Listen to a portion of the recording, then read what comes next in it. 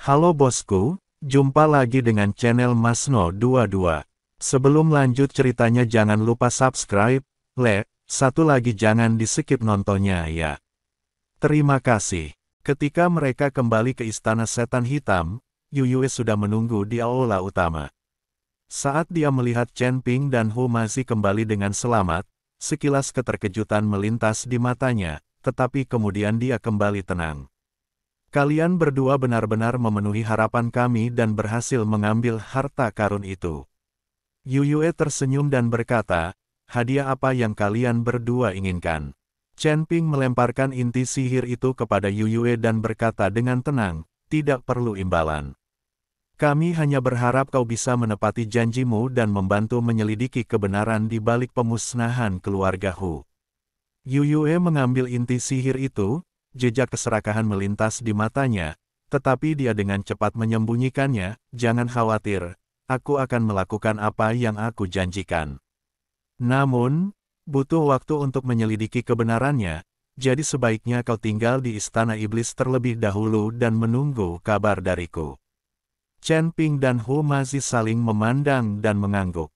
Mereka tahu bahwa meskipun Yuyue setuju untuk membantu, dia pasti tidak akan mengatakan kebenaran dengan mudah, dan mereka masih harus menunggu dengan sabar. Setelah menetap di Istana Iblis Hitam, Chen Ping mulai berkonsentrasi pada kultivasinya. Sambil memulihkan luka-lukanya, ia juga mencerna apa yang telah ia peroleh di jurang pemakaman iblis. Dia mendapat banyak manfaat dari warisan seni jimat dari leluhur Hu, dan pemahamannya tentang seni itu menjadi lebih dalam, dan kekuatannya juga meningkat secara signifikan.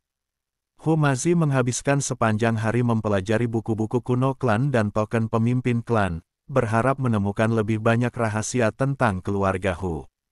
Begitu saja, mereka berdua tinggal di Istana Setan Hitam, menunggu kabar dari Yuyue.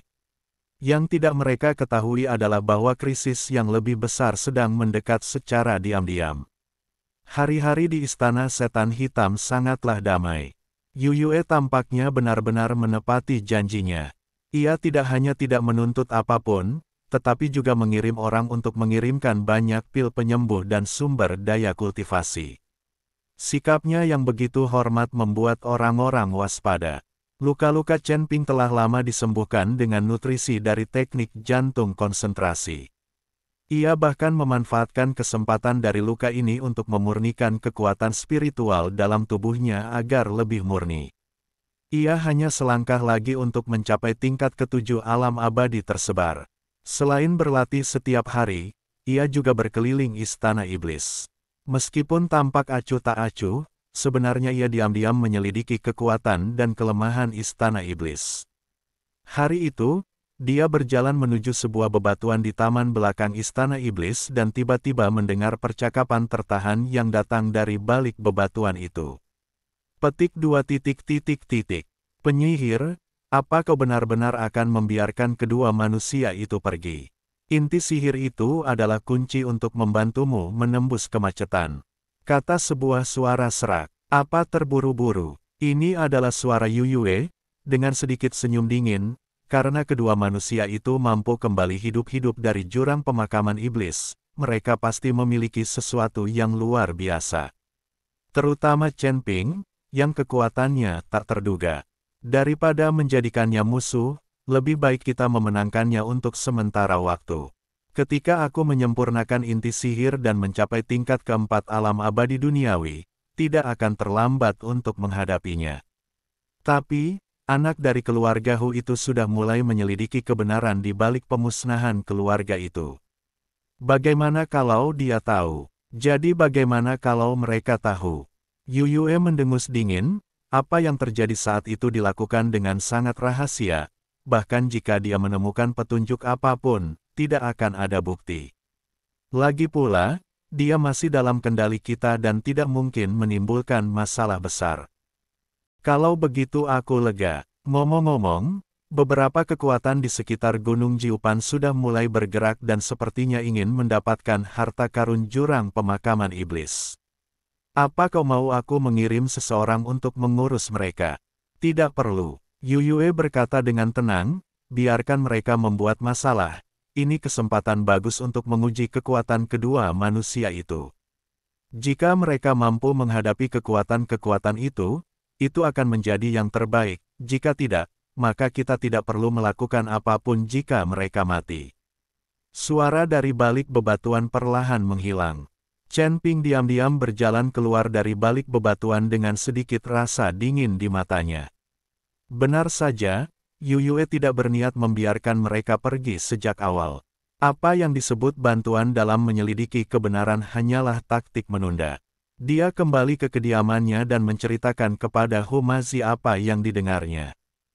Mendengar ini, Hu Mazi murka, Yu Yue ini kejam sekali. Kita harus menemukan cara untuk mengungkap wajah aslinya. Jangan khawatir. Chen Ping memegang bahunya dan berkata, kita belum tahu detail Istana Iblis Hitam.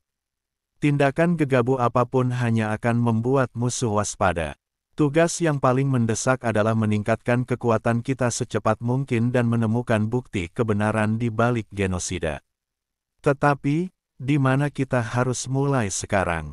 Hu Mazi mengerutkan kening, kita telah membaca buku-buku kuno Istana Iblis, dan tidak ada catatan rinci tentang kebenaran di balik genosida tersebut. Mungkin, kita bisa mulai dengan pasukan di sekitar Gunung Jiupan. Chen Ping merenung dan berkata, Yu Yue baru saja menyebutkan bahwa beberapa kekuatan di sekitar Gunung Jiupan mulai bergerak. Mungkin mereka mengetahui sesuatu tentang apa yang terjadi saat itu.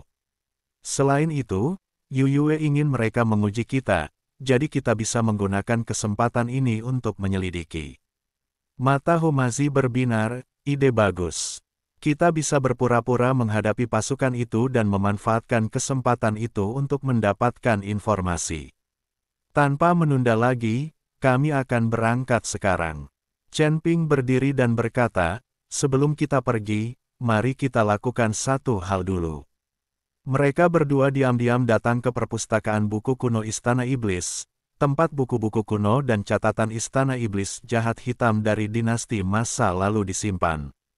Chen Ping menggunakan kekuatan spiritualnya untuk membuka pintu perpustakaan buku kuno, dan mereka berdua dengan cepat masuk.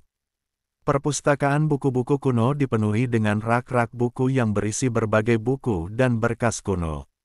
Chen Ping dan Hu Mazi membagi pekerjaan dan bekerja sama untuk mencari dengan cermat catatan tentang pemusnahan keluarga Hu. Setelah waktu yang tidak diketahui, Hu Mazi tiba-tiba berseru, ketemu. Ayo lihat, Chen Ping bergegas mendekat dan melihat Hu Mazi memegang berkas menguning di tangannya, yang mencatat perang yang terjadi 2.800 tahun yang lalu. Dua kubu yang berperang adalah Istana Jahat Hitam dan klan Hu. Penyebab perang itu adalah klan Hu yang mengetahui rahasia Istana Jahat Hitam yang ingin melepaskan para jenderal iblis dari jurang pemakaman iblis. Jadi begitu, Hu Mazi melihat catatan di berkas itu, matanya dipenuhi amarah dan kesedihan. Istana Iblis Hitamlah yang menghabisi keluarga Huku. Mereka membunuh keluarga Huku untuk menutupi rahasia pembebasan Jenderal Iblis. Ekspresi Chen Ping juga berubah sangat buruk. Yu Yue benar-benar berbohong kepada kita. Dia tidak hanya tahu kebenaran tentang genosida, dia bahkan mungkin terlibat dalam perang saat itu. Kita akan menyelesaikan urusan dengannya sekarang. Hu Mazi begitu marah hingga dia hendak bergegas keluar. Chen Ping menahannya dan berkata, kita tidak punya bukti konkret saat ini. Bahkan jika kita mencarinya dan mengandalkan berkas, dia tidak akan mengakuinya. Lagi pula, ini Istana Iblis Hitam, dan orang-orangnya ada di mana-mana. Kita sama sekali bukan tandingannya. Lalu apa yang harus kita lakukan? Haruskah kita biarkan saja? Hu Mazi berkata dengan enggan. Tentu saja tidak masuk hitungan.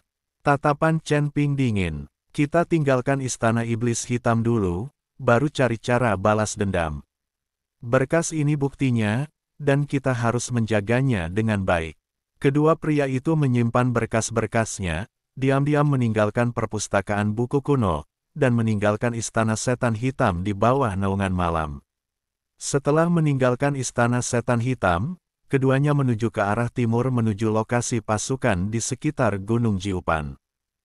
Mereka tahu bahwa tantangan baru akan segera dimulai, dan kali ini, mereka tidak hanya harus menghadapi kekuatan di sekitar Gunung Jiupan, tetapi juga harus waspada terhadap kejaran Istana Kejahatan Hitam setiap saat. Sudah 3 hari sejak Chen Ping dan Hu Mazi meninggalkan Istana Iblis Hitam. Mereka menuju ke timur, menghindari beberapa gelombang patroli iblis di sepanjang jalan. Meskipun energi iblis di luar Gunung Jiupan tidak sekuat yang ada di bagian yang lebih dalam, namun tempat itu dipenuhi dengan keheningan yang mencekam, bahkan jejak burung dan binatang buas pun sangat langka. Chen Ping, hutan berkabut ada di depan. Hu Mazi menunjuk ke area di depan yang diselimuti kabut putih. Peta kulit binatang menandai area ini sebagai wilayah Desa Angin Hitam. Desa Angin Hitam adalah sebuah desa pegunungan di pinggiran Gunung Jiupan. Konon, pemilik desa tersebut adalah seorang kultivator iblis di alam abadi bumi. Ia biasanya mencari nafkah dengan merampok kultivator yang lewat dan berperilaku sangat mendominasi. Chen Ping menatap kabut tebal itu, sedikit mengernyit. Kabut ini tidak biasa, mengandung roh jahat, aku khawatir ini ilusi. Penggarap iblis paling jago dalam metode yang tidak lazim ini. Hu Mazi menggenggam erat pisau pendek di pinggangnya. Sejak mewarisi warisan leluhurnya, persepsinya terhadap energi iblis menjadi jauh lebih tajam. Haruskah kita menghindari tempat ini? Menghindarinya hanya akan menimbulkan kecurigaan. Chen Ping menggelengkan kepala dan mengeluarkan 2 pil King Shen dari bungkusnya. Minumlah ini untuk melawan erosi ilusi. Ayo kita berpura-pura menjadi biksu yang lewat dan menjelajahi detail Desa Angin Hitam dulu. Mereka berdua meminum pil pembersih roh dan berjalan memasuki hutan berkabut. Kabut menyelimuti bagai sutra dingin, dan jarak pandang hanya kurang dari 1 meter. Bisikan-bisikan samar terdengar di telingaku, seolah-olah ada banyak pasang mata yang mengawasiku dalam kegelapan. Hu Mazi menggenggam token pemimpin klan erat-erat. Cahaya putih yang dipancarkan token tersebut mampu mengusir kabut di sekitarnya, membuatnya merasa jauh lebih tenang. Energi iblis di hutan ini sangat beragam, dengan lebih dari 1 jenis pembudidaya iblis. Sepertinya Desa Angin Hitam telah mengumpulkan banyak iblis. Indra spiritual Chen Ping menyebar dengan tenang, tetapi terganggu oleh roh jahat dalam kabut, dan hanya dapat menjelajahi area dalam radius 10 kaki. Hati-hati, ilusi di sini dapat memengaruhi kesadaran Anda, jangan tertipu. Setelah berjalan sekitar setengah jam, sebuah persimpangan jalan tiba-tiba muncul di hadapan mereka. Di persimpangan itu berdiri sebuah prasasti batu dengan 3 kata, Desa Angin Hitam, terukir di atasnya. Tulisan tangannya miring, memperlihatkan aura pembunuh. Pergilah ke arah ini. Chen Ping menunjuk ke arah jalan di sebelah kiri, di mana roh jahat lebih kuat dan sudah jelas itu adalah arah menuju desa pegunungan. Tepat saat keduanya berbelok ke kiri, suara derap kaki kuda tiba-tiba terdengar dari kabut, dan selusin pembudidaya iblis yang menunggangi serigala hitam muncul di depan mereka, menghalangi jalan mereka. Para pembudidaya setan ini semuanya berwajah garang, memegang pisau dan kapak, dengan keserakahan terpancar di mata mereka. Saya yang membangun jalan ini, saya yang menanam pohon ini, kalau kalian mau lewat sini, kalian harus keluar uang buat ongkos. Pemimpin para kultivator iblis adalah seorang pria kekar berkepala serigala. Ia memegang kapak raksasa di tangannya dan menatap tajam ke arah Chen Ping dan Hu Mazi. Hu Mazi hendak mengambil tindakan ketika dia ditahan oleh Chen Ping. Chen Ping mengeluarkan sepotong kecil batu abadi dari tangannya dan melemparkannya kepada pria berkepala serigala itu. Kami hanyalah biksu yang lewat, dan kami ingin meminjam tempatmu untuk beristirahat semalam. Hadiah kecil ini bukanlah sebuah penghormatan. Pria kekar berkepala serigala itu mengambil batu abadi itu, menimbangnya, dan menunjukkan sedikit rasa jijik di wajahnya, hanya batu abadi kecil ini. Apa kau mengusir seorang pengemis? Serahkan semua harta karun itu padamu, kalau tidak, jangan salahkan aku karena bersikap kasar. Para pembudidaya iblis di belakangnya juga mulai membuat keributan dan mengayunkan senjata mereka, dan suasana tiba-tiba menjadi tegang. Tatapan mata Chen Ping berkilat dingin, namun ia masih menahan keinginan untuk menyerang. Kami hanya kultivator biasa, kami tidak punya harta apapun, mohon bersabar. Penggarap diri sendiri. Pria kekar berkepala serigala itu mengamati kedua orang itu dari atas ke bawah, tatapannya jatuh pada token pemimpin klan di tangan Humazi, jejak keserakahan terpancar di matanya, liontin giok di tangan anak itu terlihat bagus, serahkan saja, dan kakek akan membiarkanmu pergi. Wajah Humazi menjadi gelap dan dia menggenggam token itu erat-erat, ini adalah pusakaku, aku tidak akan pernah menyerahkannya. Jika kamu tidak menerima roti panggangku, aku akan menghukummu. Pria berkepala serigala itu meraung dan mengayunkan kapaknya ke arah Humazi, tangkap aku. Lebih dari selusin pembudidaya iblis segera mengepung mereka, menghunus pedang dan kapak, dan menyerang kedua pria itu. Chen Ping tidak ragu lagi. Ia mengaktifkan kekuatan spiritual di tubuhnya, dan sebuah perisai emas muda menyelimuti mereka berdua. Pada saat yang sama, dia memanggil pedang pembunuh naga, dan energi pedang emas melesat keluar, seketika menghantam beberapa pembudidaya iblis yang menyerbu di depan. Pria kekar berkepala serigala itu tidak menyangka Chen Ping begitu tangguh. Ia terkejut, tetapi segera bereaksi. Ia meraung, dan kapak gunung itu menghantam perisai Chen Ping dengan suara angin yang tajam. Dengan suara klang yang nyaring, perisai itu bergetar hebat, tetapi tetap utuh. Dengan kemampuan sekecil ini saja, kamu berani merampok orang di jalan. Chen Ping mendengus dingin, dan pedang pembunuh naga melesat bagai aliran cahaya, seketika menembus bahu pria berkepala serigala itu. Ah! Lelaki berkepala serigala itu menjerit, menutupi bahunya yang berdarah dan melangkah mundur berulang kali, matanya penuh ketakutan. Siapa kau?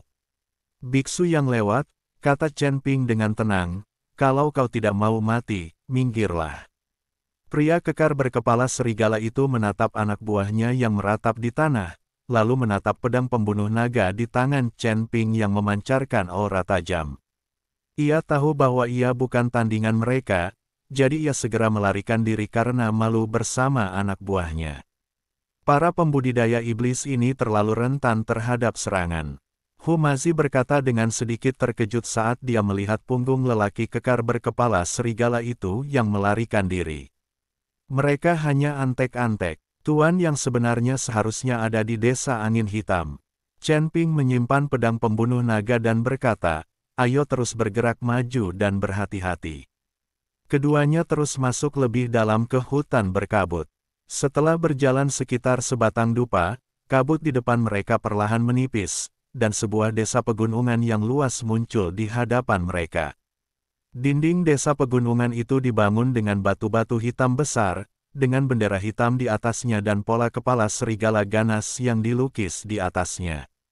Di pintu masuk desa berdiri dua monster beruang setinggi 3 meter, memegang palu besar dan menatap orang yang lewat dengan mata waspada. Ini adalah desa angin hitam. Chen Ping memandang monster beruang di pintu masuk desa pegunungan dan berkata, kekuatan kedua monster beruang ini tidak lemah, setara dengan kultivator kelas 2 di alam abadi bumi. Bagaimana kita bisa masuk? Tanya Humazi. Langsung masuk, kata Chen Ping. Kita akan berpura-pura menjadi biksu yang datang mencari perlindungan di desa angin hitam dan memanfaatkan kesempatan ini untuk mendapatkan informasi. Ketika kedua pria itu sampai di gerbang desa, siluman beruang langsung menghentikan mereka, berhenti. Siapa kalian? Apa yang kalian lakukan di desa angin hitam? Kami biksu yang lewat dan ingin berlindung di desa angin hitam. Mohon beritahu kami. Kata Chen Ping sambil mengeluarkan beberapa batu peri dari tangannya dan memasukkannya ke tangan monster beruang itu. Setan beruang menimbang batu abadi di tangannya, dan senyum puas muncul di wajahnya. Tunggu, aku akan pergi dan memberitahu kepala desa.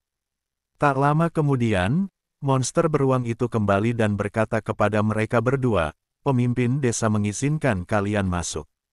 Keduanya mengikuti iblis beruang itu ke desa pegunungan. Desa itu ternyata lebih ramai dari yang mereka bayangkan.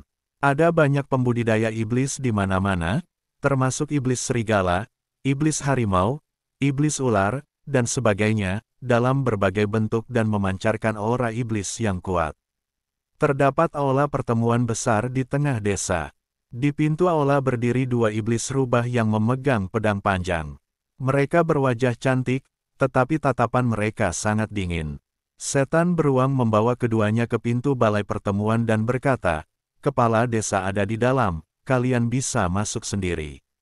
Keduanya berjalan memasuki ruang pertemuan, hanya untuk melihat seorang pria parubaya berjubah hitam duduk di tengah ruangan. Wajahnya menyeramkan dan bibirnya menyeringai. Dia adalah pemimpin desa angin hitam, iblis tua angin hitam. Di kedua sisi iblis angin hitam tua berdiri selusin pembudidaya iblis. Semuanya memiliki aura yang kuat dan jelas merupakan anggota inti desa angin hitam. "Apakah kalian para pendeta yang datang untuk mencari perlindungan padaku?" Iblis tua angin hitam menatap Chen Ping dan Hu Mazi dengan kilatan pengamatan di matanya. "Baik, kepala desa." Chen Ping berkata, "Kami mendengar bahwa desa angin hitam sangat kuat, dan kami ingin bergabung dengan pemimpin desa dan bekerja untuknya." "Oh, apa yang bisa kamu lakukan?" Setan angin hitam tua bertanya. "Kami menguasai beberapa mantra sihir dasar dan bisa bertarung untuk kepala desa," kata Chen Ping. "Hahaha." Iblis angin hitam tua itu tertawa terbahak-bahak. "Kalian berdua saja, apa kalian pikir bisa bekerja untukku? Aku tidak menerima sampah di desa angin hitam. Jika kepala desa tidak mempercayainya, Anda dapat mencoba keterampilan kami," kata Chen Ping. "Baiklah, kalau begitu aku beri kau kesempatan." Iblis angin hitam berkata, "Desa angin hitamku baru-baru ini berselisih dengan lembah ular hijau di timur. Pergilah dan bunuhlah kepala lembah ular hijau untukku. Bawalah kepalanya dan aku akan menerimamu."